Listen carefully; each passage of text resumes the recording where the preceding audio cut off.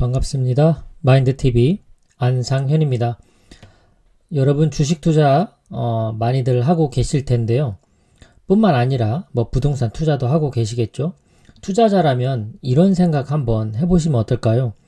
내일 만약에 반토막 폭락이 온다고 뉴스가 나온 거예요. 그렇다면 기분이 어떠실까요? 자, 반토막 폭락이 온다. 내일 만약에 폭락이 온다. 그러면 준비된 사람에게는 큰 기회가 될 것이고, 준비 안 된 사람에게는 대재앙과 같은 사건이 벌어지는 그런 것이 아닐까 생각이 듭니다. 준비가 되어 있느냐, 되어 있지 않느냐의 차이도 크고요. 또한 이런 경험을 과거에 해본 사람과 그렇지 않은 사람의 그 경험의 차이에서 오는 지혜, 통찰, 이런 것들도 차이가 나겠죠. 폭락이 온다. 요즘 부자들은 대부분이 언제든 쏠 수 있는 현금을 많이 들고 있다고 합니다. 그래서 폭락이 오기만 기다린다라는 사람들도 많습니다. 그렇게 되면 내가 어디에 투자를 해야지 라고 생각을 하고 있는 거죠. 항상 매수할 타이밍을 보고 있다가 그 어떤 저점의 기회가 딱 왔을 때 낚아채는 이런 독수리와 같은 먹이 사냥 기술이라고 할까요? 이런 것들이 뛰어난 사람들이 부자들이 아닌가 싶어요. 그런 감각이 아주 잘 발달되어 있는 거죠. 그런 촉 덕분에 그 대박의 기회를 잡는 것이 아닌가. 그렇다면 저와 같은 서민, 개인들 입장에서 준비를 하고 있어야 될 텐데 어떤 준비를 해야 될지를 항상 공부해야 되지 않을까 싶습니다. 그런 생각이 들었고요. 제가 가끔 머니맵이라는 유튜브 채널을 봅니다. 신영준 박사님 참 존경할 만한 훌륭한 분이라는 생각이 들어요. 이분이 요즘 많이 이야기하는 게 이 운명 공동체 이런 말씀을 많이 하시면서 자신이 투자하고 있는 투자 방식, 또 부자들의 어떤 투자 마인드, 철학 이런 것들을 방송에서 많이 알려주고 있어서 참 유익하다라는 생각이 드는데요. 최근 영상 중엔 이런 게 있었어요. 10년간 사 모을 주식에 대해서 오픈을 하셨는데 첫 번째가 삼성전자입니다. 그래서 현재 3천만 원 정도 시드머니 투자를 했고 매월 500만 원씩 적립식 투자를 하신다고 해요. 두 번째가 네이버인데요. 월 150만 원씩 투자를 하신다고 합니다. 글로벌 전략이 앞으로 주목을 받을 것 같다라고 예상을 하시더라고요.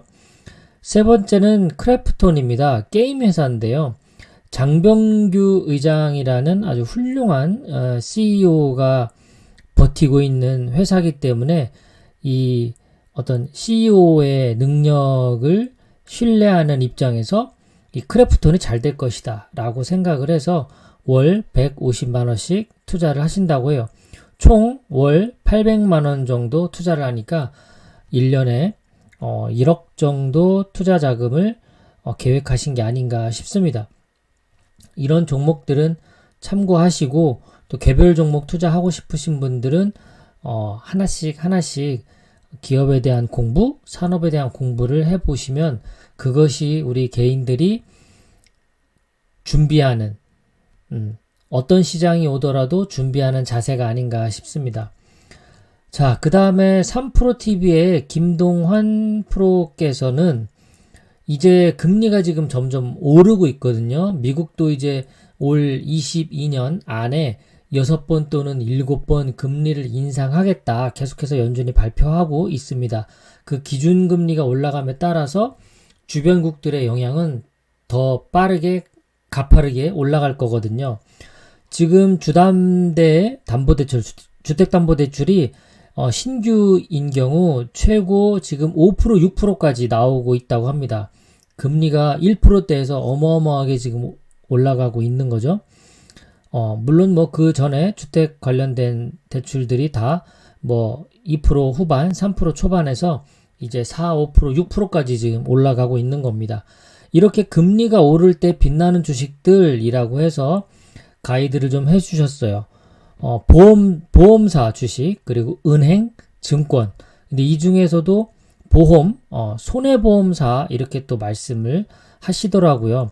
왜냐하면 이제 보험회사 같은 경우 고객들이 이제 보험료 납부를 하면 그 보험료를 잘 관리를 해서 나중에 이제 보험금으로 크게 돌려줘야 될 경우가 생기죠.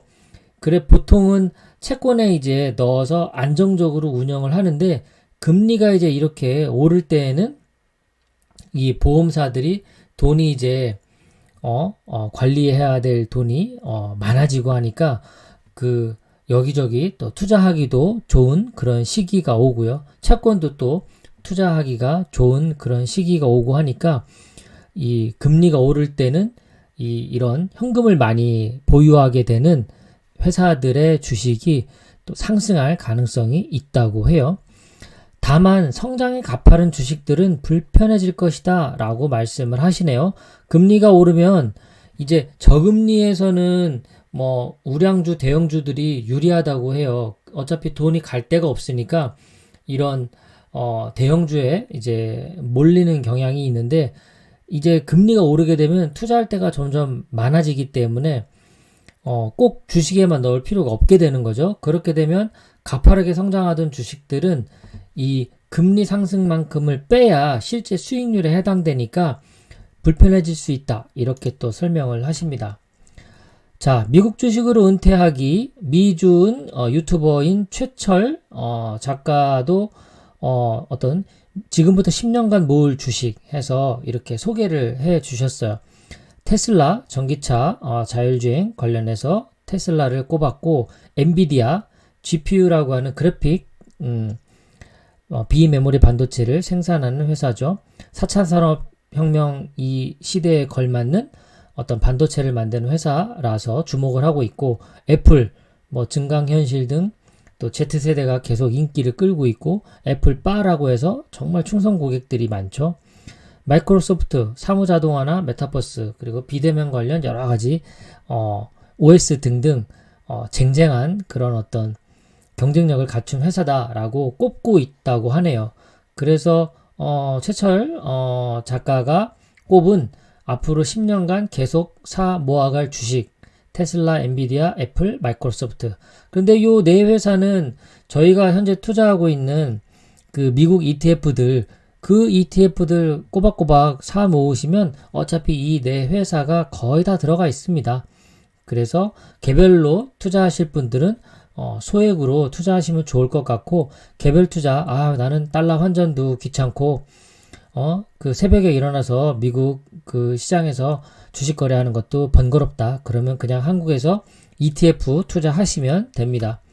자, 오늘은 만약에 폭락이 온다면 이라는 시나리오로 우리 개인들 입장에서 지금 어떠한 준비를 하고 있고 그런 주식시장의 변동성에 대해서 어떻게 유연하게 대응할 것인지에 대한 그런 사고 이런 거 한번 점검해 보시면 좋을 것 같고 그리고 앞으로 금리가 오른다든가 또 여러 좋은 주식들이 전문가들이 계속 추천하는 게 많이 있습니다.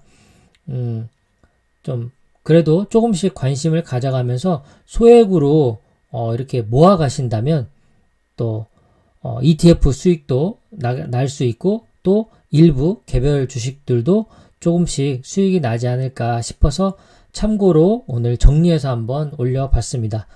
시청해주신 여러분 고맙습니다. 행복한 하루 되세요.